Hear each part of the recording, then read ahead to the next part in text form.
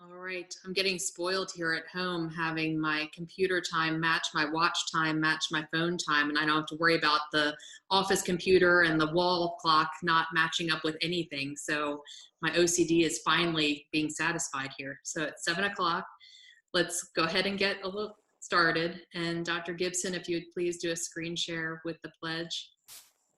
And if you'd please join us in saying the Pledge of Allegiance. I pledge allegiance to the flag of the United States of America and to the republic for which it stands, one nation, under God, indivisible, with liberty and justice for all.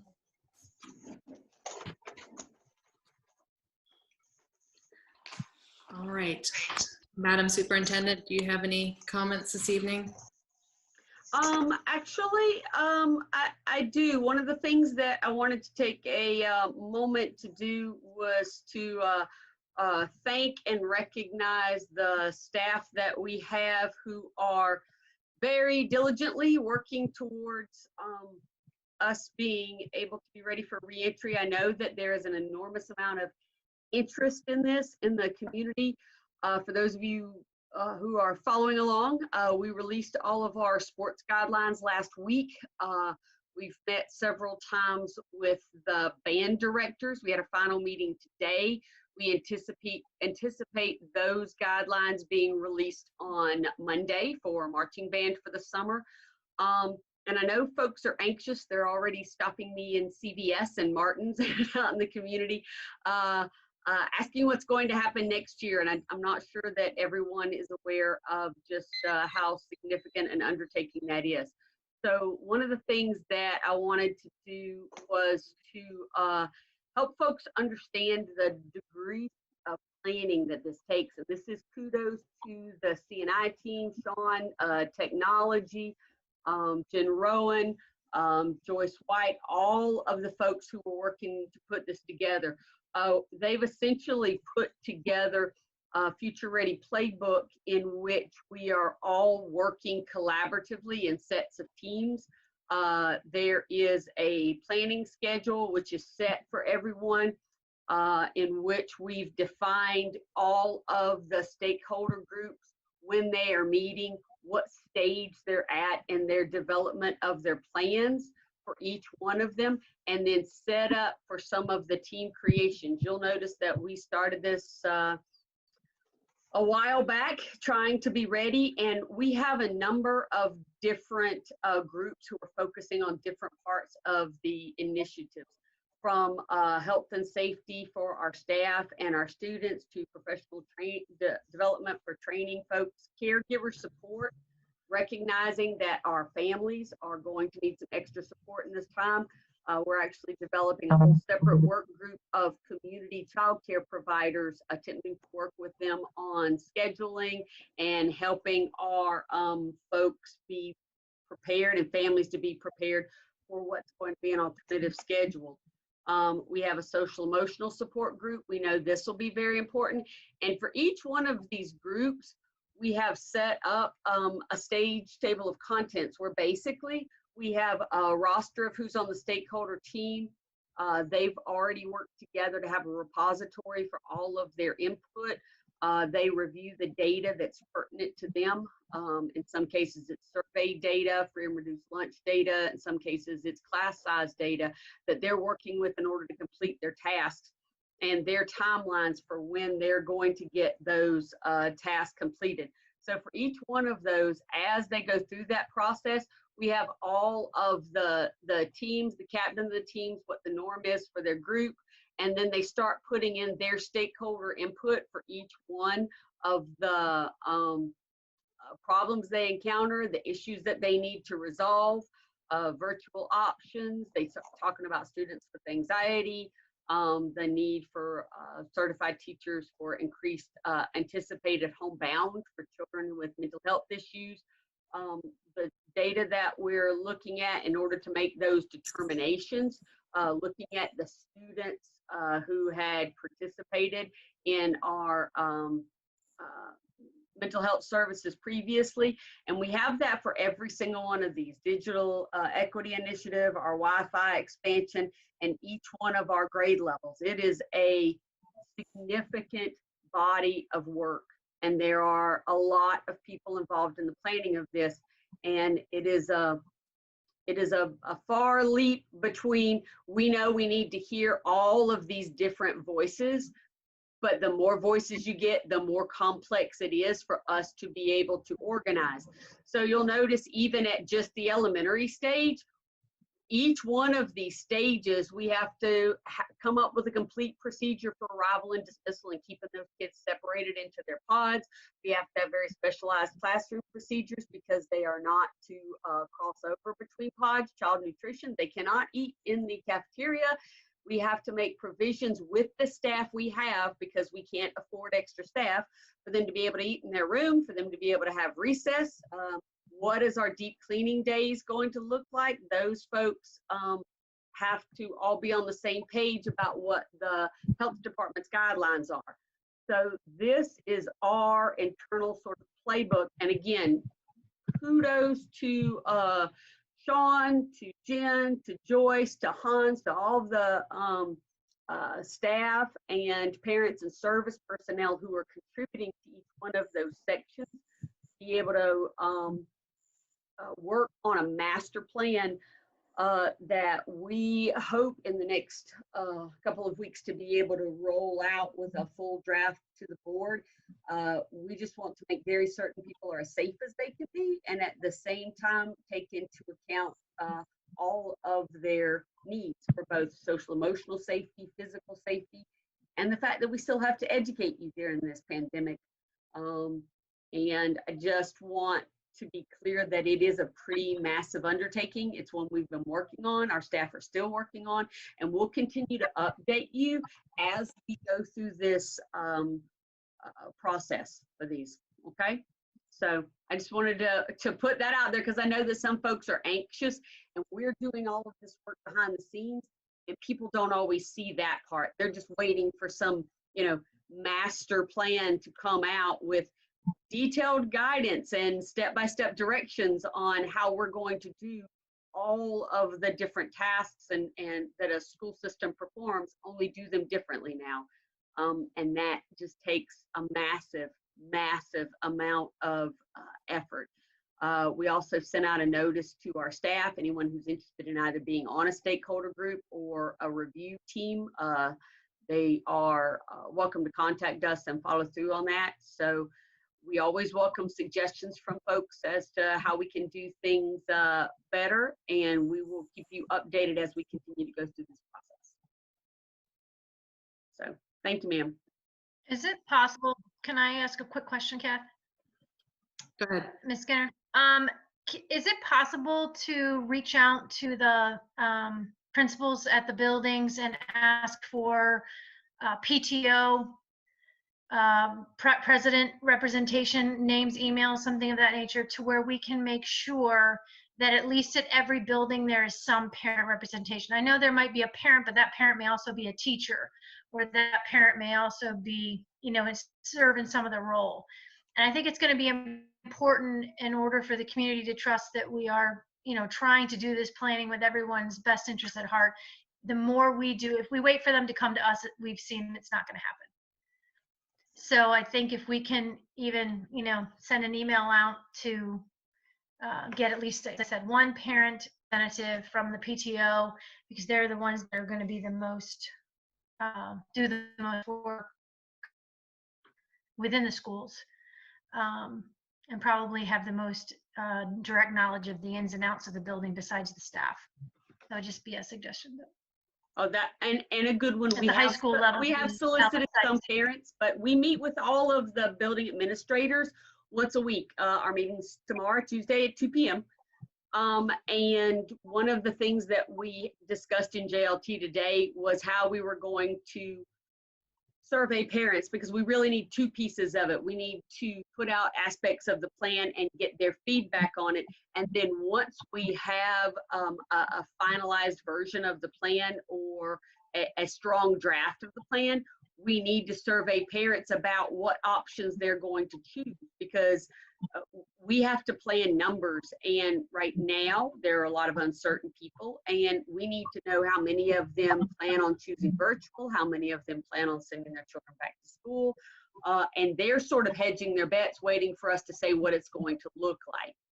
So we've talked about, number one, getting parents onto these stakeholder groups and getting feedback from them, or having a complete parent stakeholder group at elementary, middle, and high, and having them fold into those. But that is on our agenda tomorrow for the administrators meeting, to talk to them about the stakeholder groups and who they would recommend. Other than, you saw the list of folks who are already in there. All of our groups are pretty heavily constituted, but asking them if there's anybody else that we feel like we need to reach out to. We've reached out. I would just, that's where I would go down the list specifically and make sure that every school, the parent represented, because some of them are going to have better communication than others, and that parent is not a teacher. That would be my biggest recommendation. Can be a teacher as well, but I would want to have more than one. If we did at the high school, I would use booster groups for all the athletics and band booster groups, and LSIC, because those are all going to be very different sects of the population, and but equally as important to the high school, and there's such a larger amount of students. I think to divide them up that way is good, but that's going to give us the snippet of what we're going to end up seeing, in my opinion. Thank you. That's a good suggestion.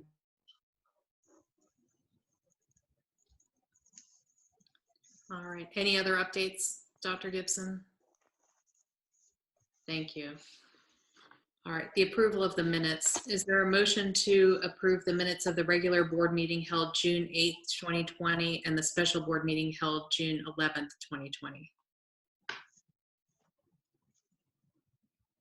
Ogden, aye. All right. Motion made by Ms. Ogden. Is there a second? Second. Thank you, Mr. Osborne. Any discussion or changes? All right, all in favor of the approval of the minutes from the regular board meeting held June 8th, 2020, and the special board meeting held June 11th, 2020? All in favor? Aye. Aye. Opposed? Thank you. And Dr. Gibson, we did not have anybody log in earlier for citizens' comments. Is that correct, Ms. Harner? Correct. All right. The consent agenda. Dr. Gibson, are there any changes or introductions you want to do for the consent agenda this evening?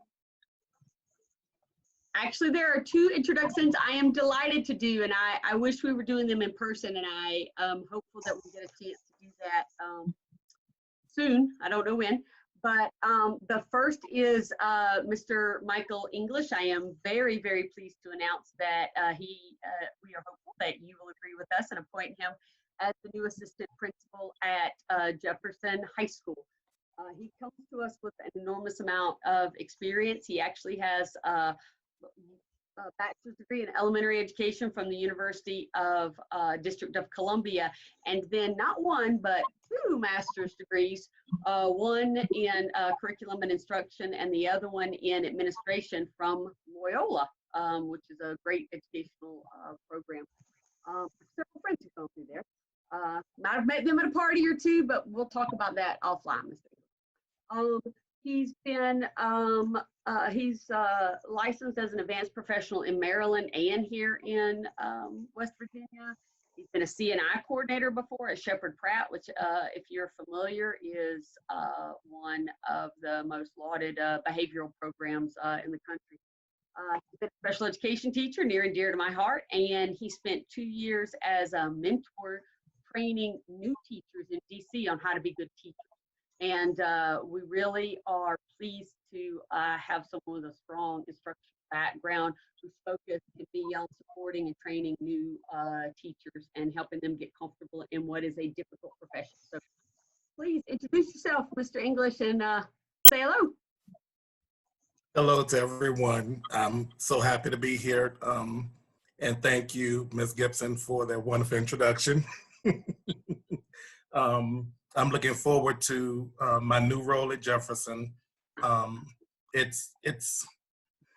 I'm looking forward to doing great things there once we're back all together. But until that time, just supporting to get everyone through what we're going through now, so that when we are back together, we can come back collectively and whole once again.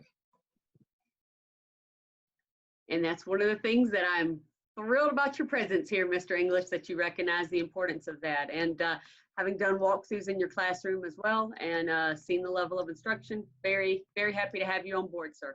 Thank you. And since we are on a roll with getting great staff, next on the list is Mr. Joel Silver, who we hope the board will agree and appoint as our new middle school coordinator. Mr. Silver, local fellow, a bachelor's degree from Shepherd University and a master's in administration from Salem International. The only mark against you, 9 years in Berkeley, not really sure what was going on in your life right then, but I'm glad that you've managed to break out and come to the light side. Taught for 9 years there as an adjunct professor at Shepherd University, and has spent the last 4 years as an assistant principal at the middle school level here in Jefferson. And actually several times while Ms. Arvon was out on extended leave for family reasons, stepped up and assisted and filled her role and did a very, very nice job and earned a lot of respect for how well and how quickly he worked to build those relationships. So Mr. Silver, you want to introduce yourself? And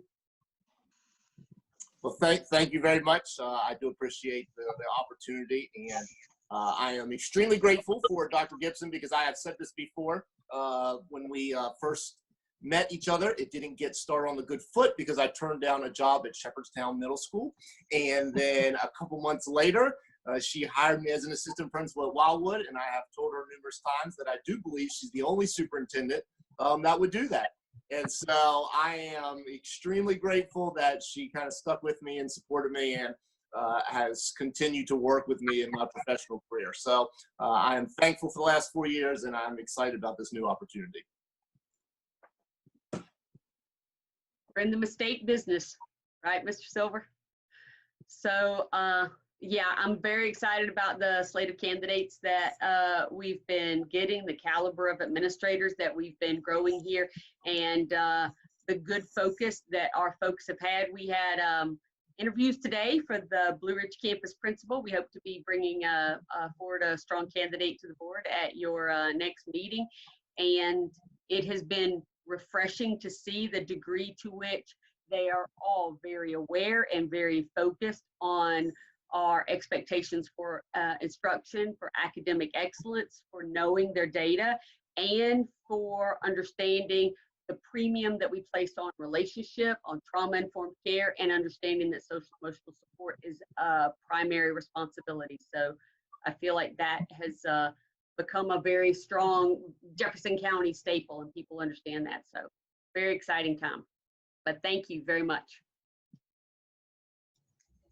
Well, thank you, and welcome the two of you to your new positions. We're looking forward to it.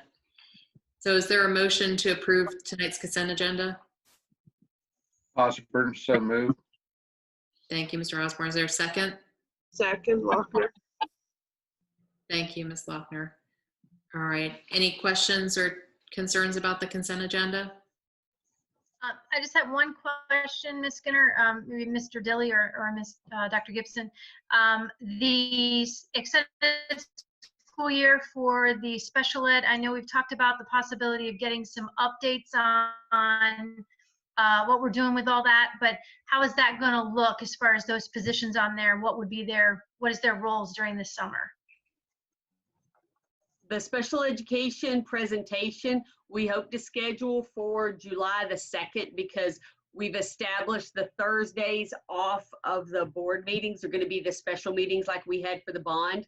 And we have one slated for special education for them to present their overall plan, the data from special education, what their operations are going to look like for the year, what support they're getting from the Department of Ed, and that's the timeline for that. And again, I need to look and see if there's anything on this agenda that you would like to wait until that occurs. Feel free. There are just some special ed extended school year positions for special ed. So I just wondered what the roles in that will be based on our current situation. Well, the extended school year, as you well know, is their summer program. And right now, that is entirely virtual for the kids who can benefit from a virtual program. We have a number of students that we'd love to provide those services, but we can't provide them face-to-face. I would defer to Sean, or I don't think Cindy's on here, because I don't have any specifics about what children they have who are registered for that and how they're planning on conveying them. If Sean has more information, he's welcome to share. Yeah, I can't say that I have all the information this evening, but I do know that the numbers for extended school year are down because many people were not thrilled about the option of considering a virtual extended school year. However, part of these roles are considering the hope of possibly putting together a program late in the summer. And so that would be an option that we're considering trying to fill if we're able to do that, if we're able to bring kids back prior to school to provide a little bit of an extra boost there right as we start school. But right now we know that the numbers are a little bit low. Some of these positions are intended with the option of trying to be able to bring something before school starts. So am I correct then, if we do approve these, they're approved only if they're approved contingent upon the fact that we have the program, and with Laura, Ms. Sutton on the phone, we are on the Zoom, we don't have to then be stuck that we have contracted with them and have to pay them even if we don't provide those services. Is that correct? They're actually based on the number of enrollments that we had. So they're there servicing the number of students that have enrolled. So the staffing ratio compared to the student enrollment is comparable. So they're not on unused positions at this point in time. Right, I'm just wondering if we get 10 of them that enrolled and then 6 of them pull out because they're not happy with the virtual. How does that work contractually for us to provide service? No matter what, if they withdraw, whether it's, gen ed or special ed, we still are contractually, required to pay them. So there's nothing that we could do to prevent that because they're not paid by timesheet. But as far as what I understand, that it's matched pretty well based on what services we need to provide at this point in time. So are you saying that they're families who have already agreed to the virtual format, correct? Yes, that's correct. Yes. They're a contracted service provider, and we have a contract, let's say, with OTs or SLPs or something like that.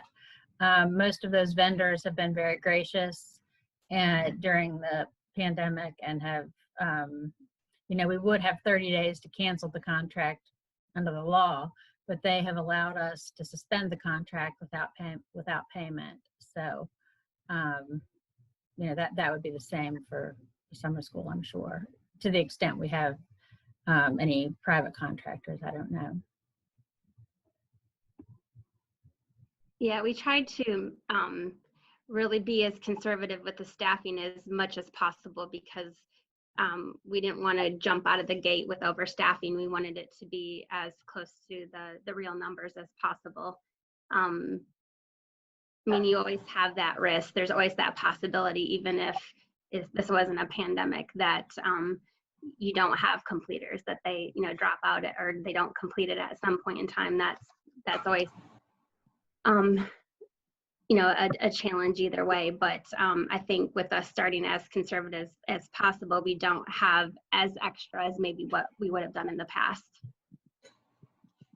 And I can also speak to the office. Cindy and her office made a significant number of phone calls to families to confirm one way or another their participation. So I think they've really come down to really confirming the number of staff that they need by doing that. So I have to commend them for all of those phone calls because I'm sure it wasn't easy And in some cases, it took multiple phone calls to the same family to confirm or realize where they stood on what services they were requesting.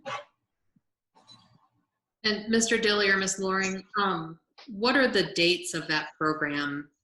I mean, when does it start and when is it scheduled to end? You know, I don't know that off the top of my head. I can get that information for you. I can look at the posting. It should be in the posting. Should be. Let me check real quick.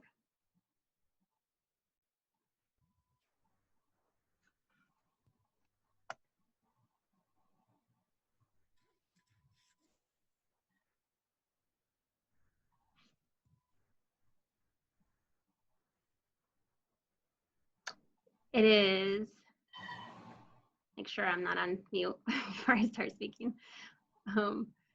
It is July 6th through July 23rd.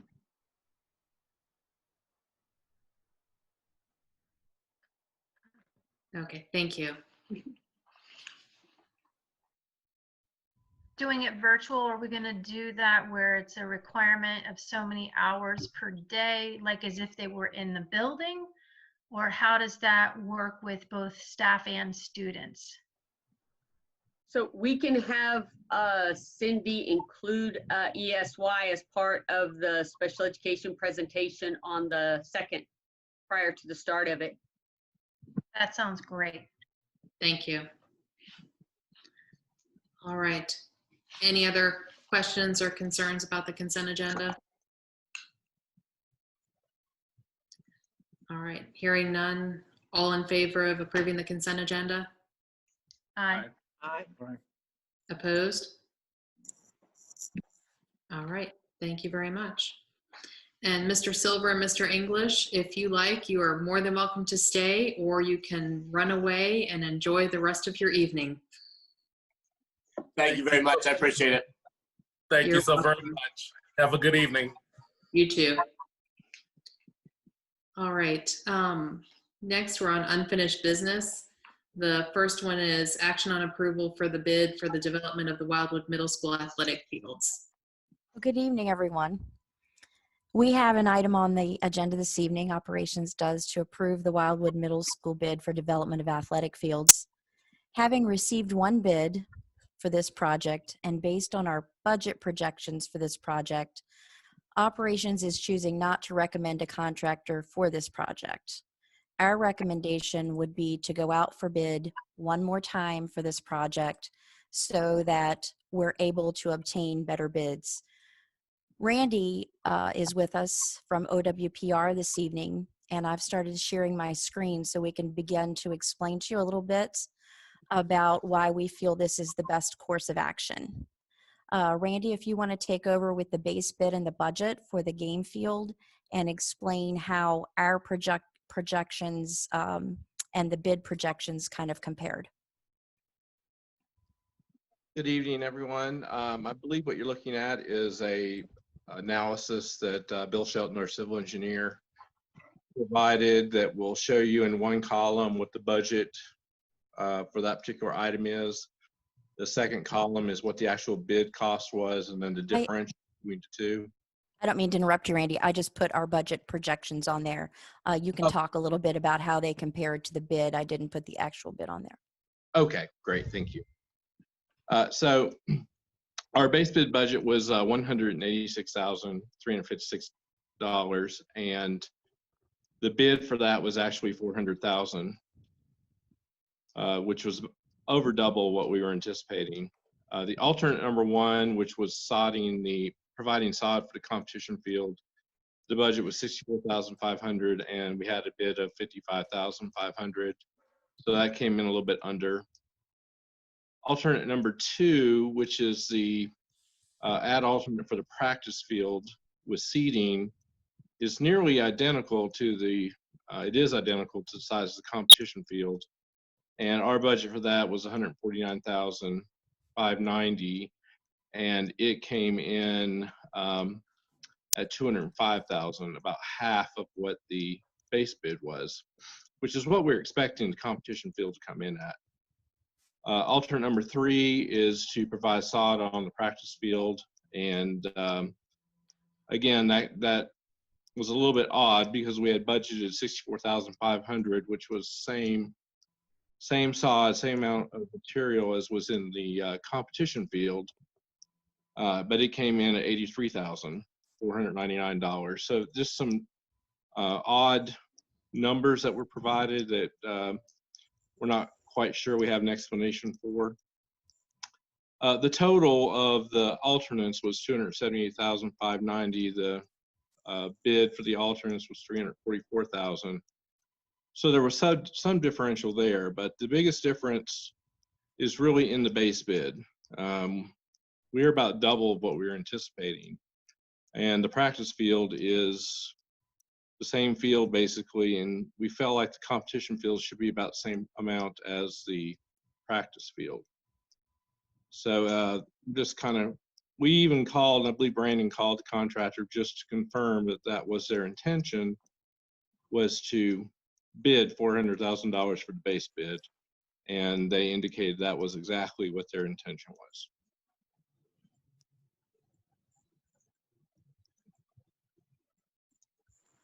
So it wasn't 400,000 for the whole package where we had budgeted 464. Is that right? That's correct. Yes.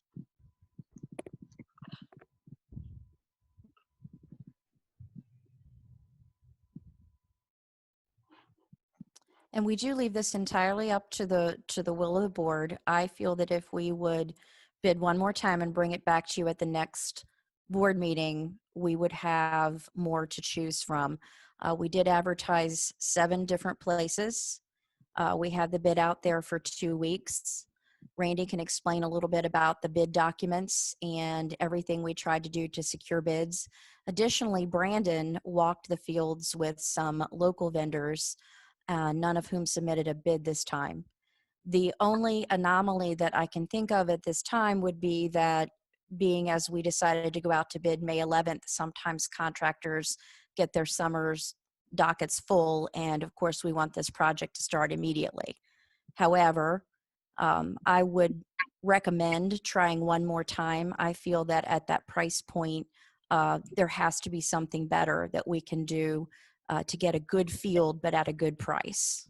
Randy, do you want to explain kind of the specs and the bid documents and the process you went through so the board can understand that? So we put together. Sorry, Randy, but could you also speak to how it would be different this time in what you're doing? So just kind of throw that in there, how it may be different so that you get more bids. Thanks. There was some confusion among some of the local contractors as to what this particular project was. There was also the project for the repairs at the high school track and field, and I think some people thought that that was what this project was. So we have certainly clarified that with the local folks so that they are aware of it. We also, when we put together the bid documents, of course, we advertised it in the local newspaper, but we also placed it in a lot of different plan rooms. And you'll notice that some of the plan rooms are located out of state. Those are actually national contracting plan rooms, and contractors are members of various different ones. And so we place them in all that we are aware of so that we get the word out as much as possible. Some contractors will use a Dodge plan room, some will use the Builders Exchange, but they all provide access to documents so that if the contractor does not want to come through our office to receive the plans and specs, they can get them and download them from the plan rooms. We do have contractors that will call us and ask us to explain the bidding procedures. Some of the contractors that are out of state are not familiar with West Virginia bidding procedures, so we go through that.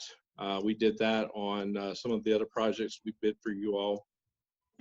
Make sure they understand what the process is and what the bid document requirements are. They have to have their contractor's license. They have to have a list of items that need to be included in their bid so that their bid can be considered responsive. And we certainly did that with this bid that we received as well. We actually were anticipating up to 4 bids when we contacted. Typically, we will contact each of the ones that we think are going to bid the day before so that we can put them on our bid tabulation sheet. We only got responses from the one bidder. The others did not return our calls or return our emails. But we left them on there just in case they were to submit a bid. But so we try to go to a lot of effort to make sure that folks are aware of the project. They understand what the project is, what the requirements are, because we certainly don't want to waste anybody's time in putting together a bid only to have to reject it because of some anomaly or something they forgot and left out. Was there something that would indicate to them, like one of them was, it looked like was a builder of some sort? Like, why do you think there was such disparity in the numbers and what we put out there?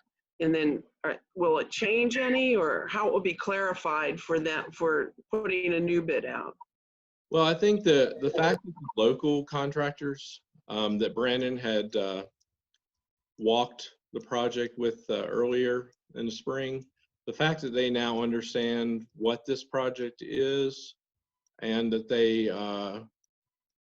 said that if they had understood what it was, they probably would have bid on it, but they just missed it.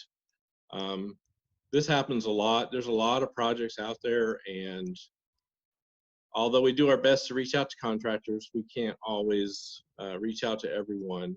But for example, we had a contractor that contacted us on the T.A. Lowry project, and he did not have time to put together a bid, but he wanted to do that. He was very interested in it, but he just could not physically get a bid put together. So he ended up not being able to bid on it. So I think there was some of that going on.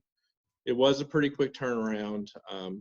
We're trying to get this project going as fast as we can so that we can get the work completed. That probably factored into it as well. I wish I could tell you I could guarantee better results, but it's a difficult time of year. Contractors have already got their plates full. They're trying to get things finished up. So the nice thing about this project is not so large that they can't kind of sneak it in, get it done in between things. So that's kind of our strategy, is just to get some folks who need that kind of filler type work to get it done. So You know, Randy, oh, I'm sorry, go ahead. No, go ahead.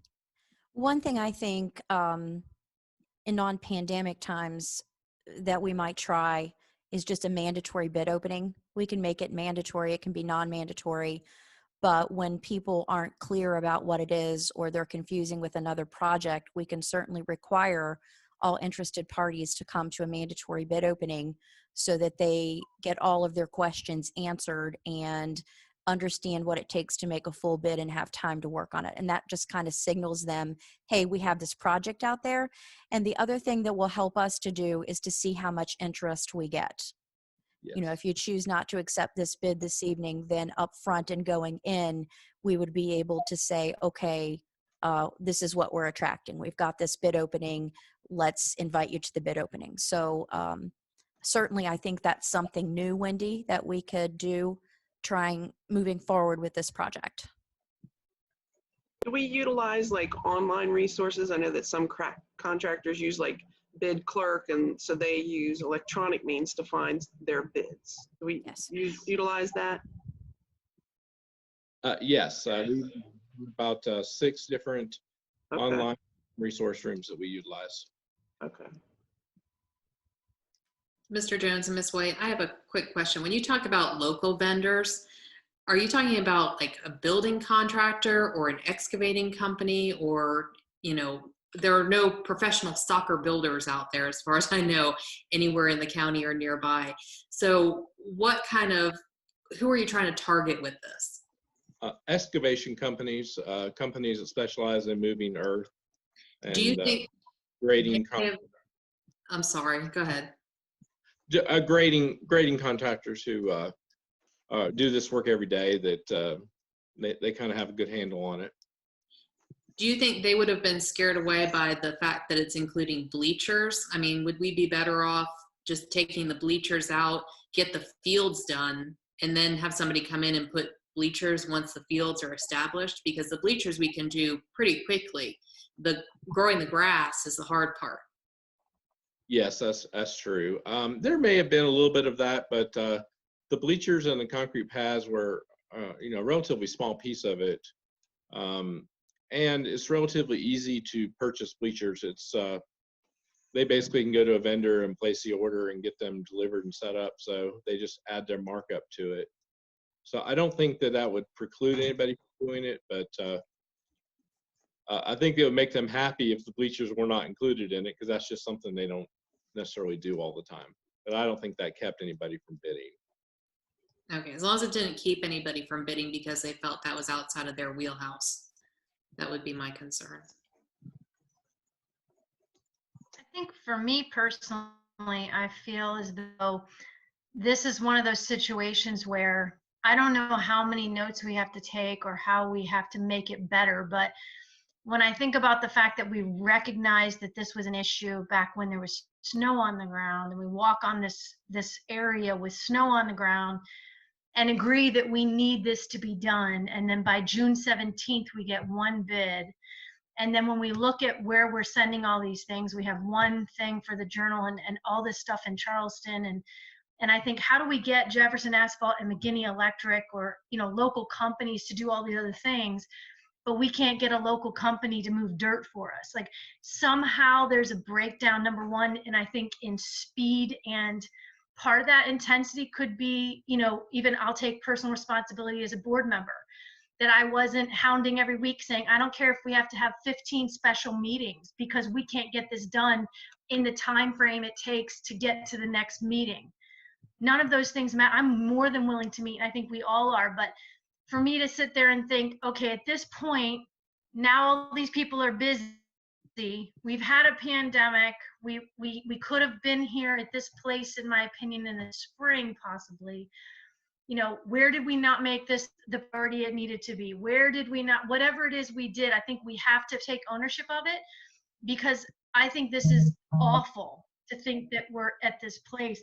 And if we are here now, then this brings the GTE field, in my personal viewpoint, we have to use it, because I don't think that it's fair to send the girls to Mortington Avenue or the boys over to Morgan's Grove, whether they want to be there or not. I don't think it's safe with the AED regulations as well, and there's no athletic trainers. So I think we need to do what we need to do on the fields. We're going to have to take over some of the fields that are going to make us very uncomfortable. But this is the kind of thing, though, I think we need to make those lists and make sure that this does not happen again.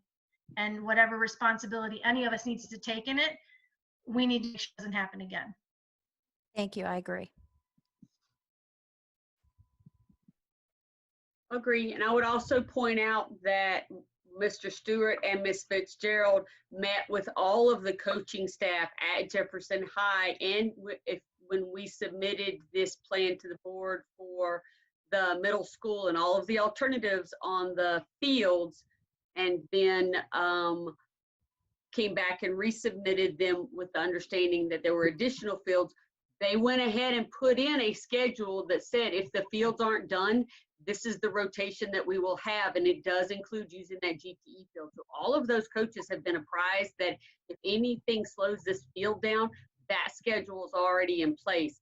And to your point, we will go ahead and release to all of those coaches and let them know, yes, we've gone out to bid. Yes, we've put this out. There's a possibility this won't be done. So prepare yourselves that this is going to be the schedule. And then if the field is done, great, we'll switch over to that rotation. But for right now, go ahead and accustom yourself to the fact that we're all going to have to share this space in this way.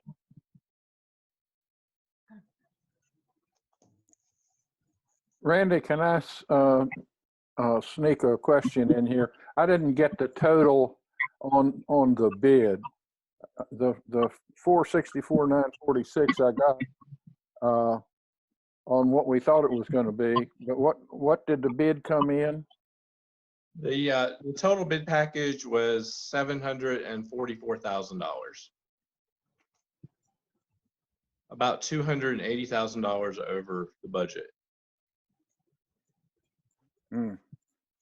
And 200 of that is basically the base bid. I don't know. They're reading something wrong there. It seems to me like. Yeah, we Brandon went back and just wanted to make sure he understood exactly what they were bidding. They said that was exactly what their intent was, so you can read into that what you will. Hmm. Well, we'll just let them know what we think. So Ms. White, if we go through with going back out to bid and we decide that right now, how long would it be before you have bids again? We can have bids, Randy, by the next board meeting. Correct. Yes. So our intention would be to bring it back to the next board meeting. Which is July 6th? Yes, ma'am.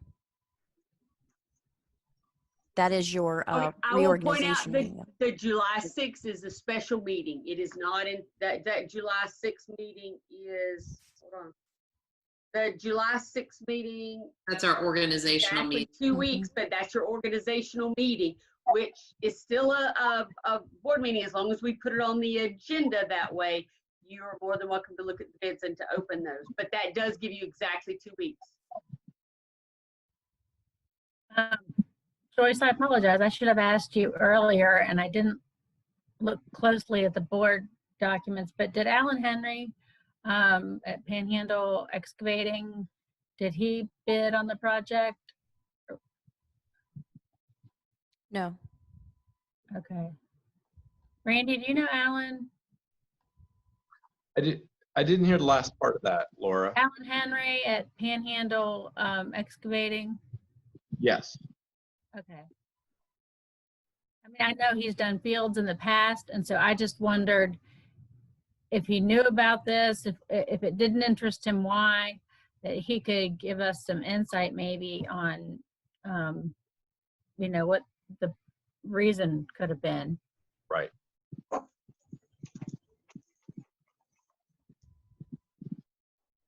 So right now, Ms. White, your suggestion is to not approve the bid and to go back out to bid. Is that correct? That would be my recommendation, yes. And I say that with regret, but yes, that would be my recommendation.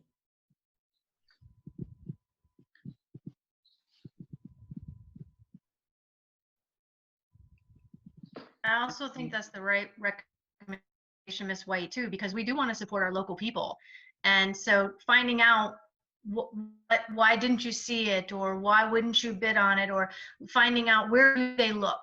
You know, maybe they're not looking at the newspaper. Wherever they are that they're looking, we need to make sure when we do projects that is included in the 15 different places that we send those bids out. And I will say that they have it.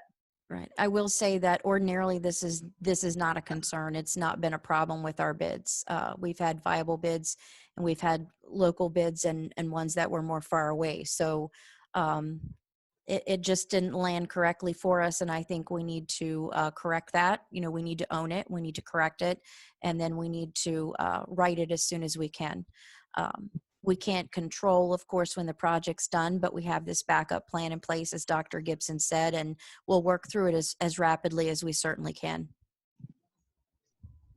Joyce, Yes, sir. I'm not making excuses, but and I'm not saying that you all didn't do your job by any means.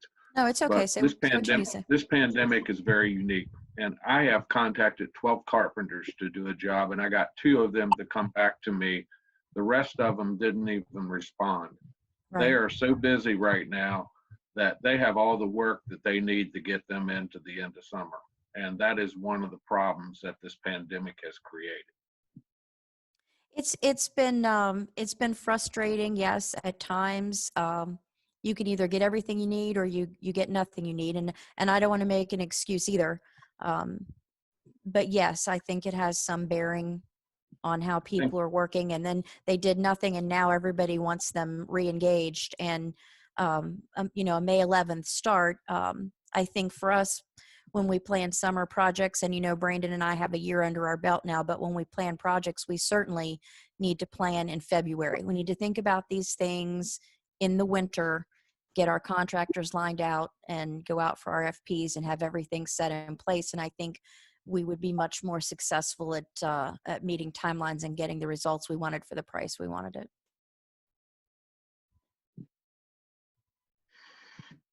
All right. So just to keep everything clean here, can I have a motion to go back out to bid for the development of the Wildwood Middle School athletic field? So moved. All right, Mr. Cable, seconded by Ms. Ogden. Any further discussion? All right, all in favor of going back out to bid for the development of the Wildwood Middle School athletic fields, say aye. Aye. Opposed? All right, thank you. Thank you. And we wish you luck. Lots of luck. All right, next we have action on approval of personnel policies. Were there any public comments on the personnel policies? We did. We have before you the personnel policies that we placed on public comment at the previous meeting. And during the public review period, we did receive comments that were not content-based, but were actually more grammatical in nature or helped with identifying areas of consistency between professional and service copies. As we stated previously at last week's meeting, that this is an important and strategic step to moving our policies to a more accessible format that includes transparency and a comprehensive system of searchable policies, especially since these are living, breathing policies that we will need to make changes to them whenever there's any federal or state statute changes. If there's not any questions on them, then we ask for your approval to moving the policies from public review and to adopting the personnel policies that we have before you this evening. Okay, is there a motion to approve the personnel policies? All right, thank you, Ms. Ogden. Is there a second? Second, Lochner. Thank you, Ms. Lochner. All right, any discussion or questions? The only thing I would ask is if we're going to do a bulk of policies like this for obvious reasons. Like I said, I'm thrilled that we're getting through them because that has been a goal for a long time. In the past, if there have been changes, we have had those policies broken down and they're redlined so they're easily accessible and easy to see without having to go into each one and click on them to view the changes. Or even if it's easier to cut and paste just changes or those types of things, that amount of policies and have to try to dig through and sift through that. Just if there's another way to view those a little bit easier, that would be great. Yeah. Actually, we did do that. The first link is the bulk personnel policies. And then there's 1, 2, 3, 4, 5, 6, 7 attachments are where the actual red line changes are. Right. I think I just went to that first one and then I just scrolled and yeah, that's you know what I mean. It wasn't right. Yeah. Any other question or discussion? All right. All in favor of the approval of the personnel policies, say aye. Aye. Aye. Opposed? All right. Thank you. Well, before we adjourn this evening, I would just like to say a quick thank you to Dr. Lochner for being willing to serve and fill the vacant term that we appointed her to last fall. You've been a pleasure to work with and an asset to Jefferson County school systems, and we just appreciate your willingness to serve. So thank you very much, and you'll be missed. Thank you very much. It's been an honor and a pleasure working with everyone.